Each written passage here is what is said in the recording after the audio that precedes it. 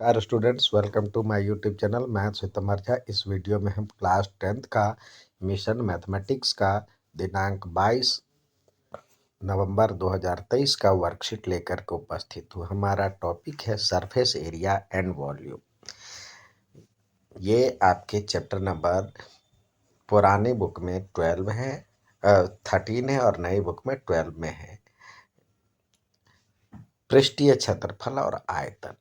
अब कोई डब्बा है, डब्बे में कुछ रखना है तो ये आयतन कहलाएगा। इसके अंदर कितना चीज भरा जा सकता है तो इसको हम वॉल्यूम कहेंगे।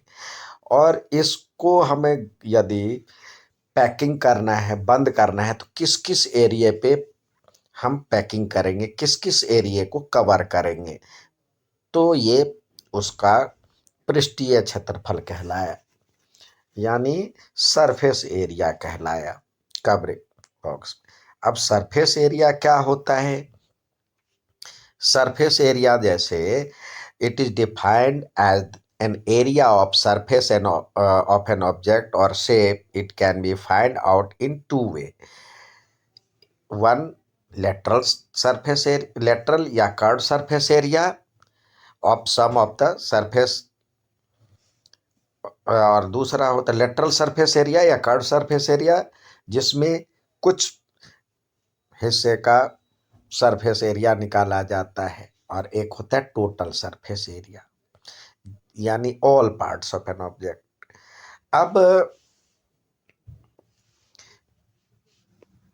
किसी भी हिंदी में किसी भी वस्तु और आकृति के पृष्ठों को क्षेत्रफल, उस को हम पृष्ठीय क्षेत्रफल कहते हैं।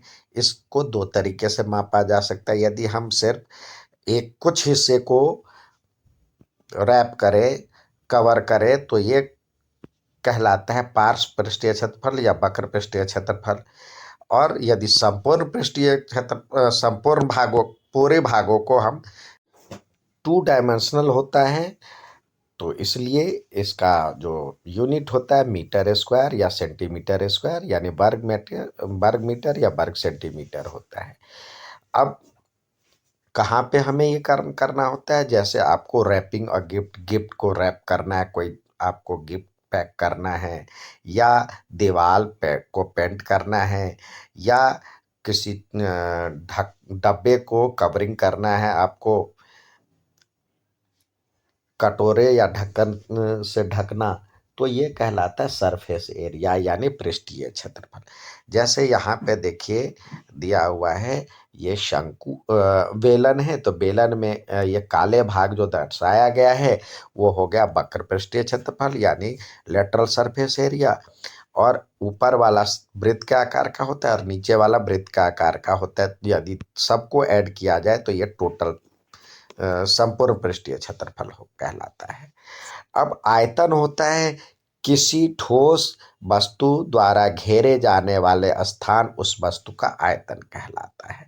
यानी अब ये इसमें प्लास्टिक में कितना कोई लिक्विड भरा जा सकता है या सामान भरा जा सकता है, मग्गे में कितना पानी आएगा, इसमें कितना तेल आएगा, ये सारे जो है आयतन कहलाता है। यदि वस्तु खोखली है तो उस वस्तु की धारिता ही उसका आयतन होगा, यानी कैपेसिटी ही उसका वॉल्यूम कहलाता है। ये 3 में भी है, इसमें ऊंचाई की भी बात किया गया है, तो ये मीटर क्यूब यानी 3 डायमेंशनल है, तो इसका ऐसा यूनिट घन मीटर, घन सेंटीमीटर या मीटर क्यूब या सेंटीमीटर क्यूब कहलाता है।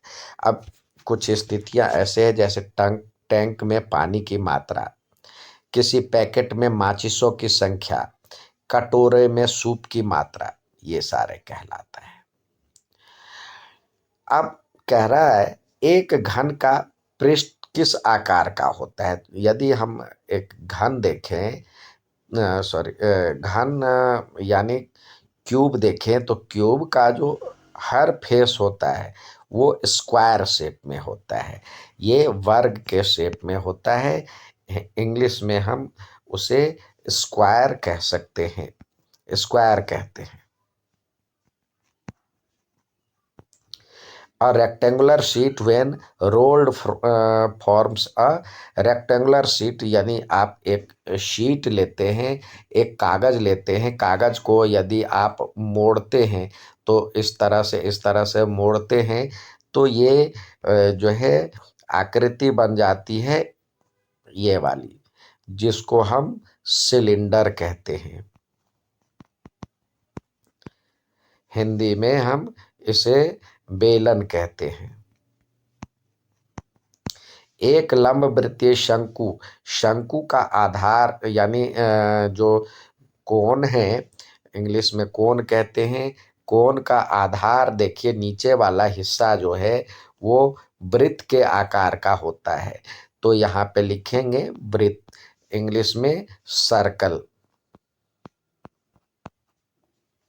उम्मीद है समझ में आओगा। अच्छा लगे तो लाइक सब्सक्राइब शेयर जरूर करें। धन्यवाद।